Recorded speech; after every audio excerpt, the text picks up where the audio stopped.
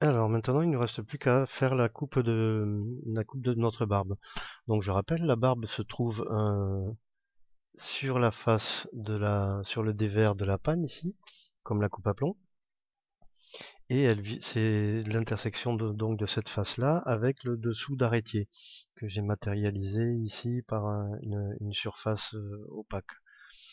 On peut voir ici sous un autre angle ce que ça donne. Voilà, en fait c'est ça.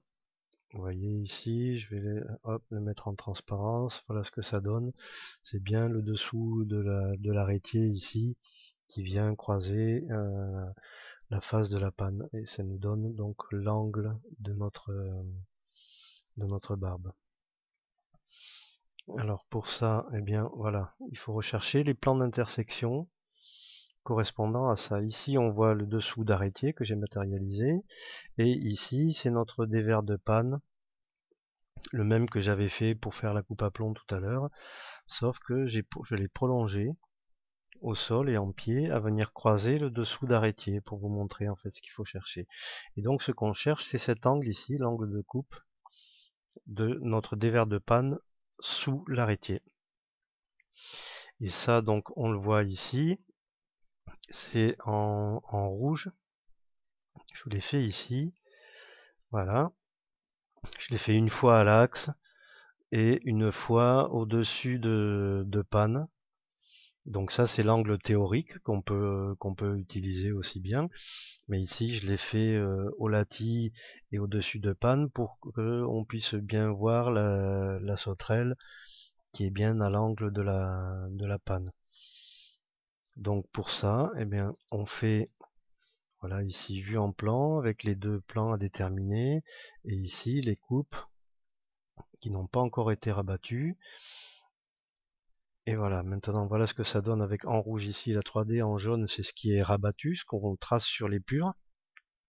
Donc on a notre dévers de panne ici au sol qu'on envoie croiser le dessous d'arrêtier.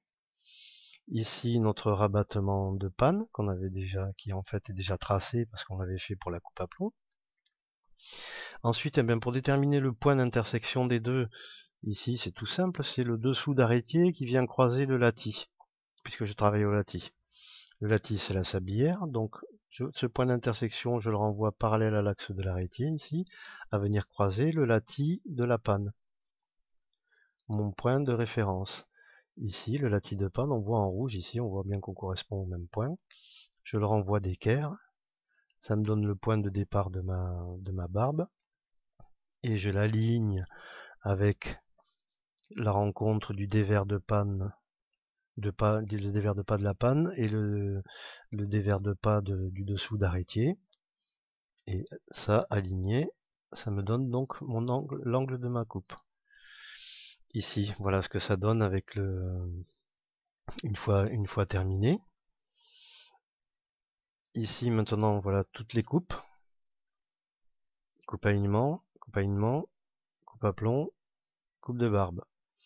Alors voilà ce que ça donne. J'ai fait une petite vue avec la 3D. Ici, on voit une panne en place qui est en position et la panne rabattue au sol. Voilà ce que ça donne ici. Notre panne ici, on voit bien que ici on a la coupe alignement et que notre désabout a la même coupe. Il est aligné, il est parallèle à celle-ci. Ici on a notre coupe à plomb. Et ici on a un petit bout de coupe à plomb aussi sur le désabout. Et une fois en position, voilà ce que ça donne. C'est pour ça que j'avais tracé tout à l'heure, je vous ai dit, j'ai pas fait à l'axe, ça aurait dû être ici, en fait je l'ai fait sur la panne pour qu'on puisse bien voir ici que notre coupe correspond, notre angle de sauterelle correspond bien à cette coupe là, et on voit par la même occasion que la coupe à plomb correspond aussi. Et voilà, tout simplement. Et quand on en est là, eh bien on a fini notre panne, on a toutes nos coupes.